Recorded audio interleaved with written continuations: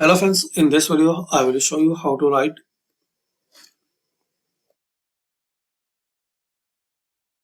degree Celsius in Microsoft Excel.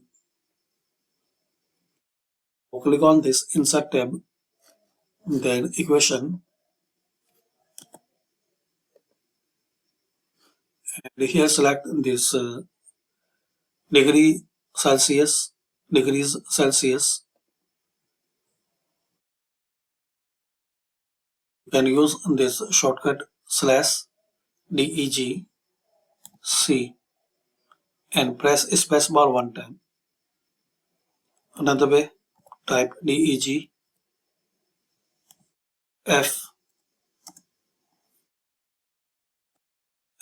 only degrees symbol, so DEG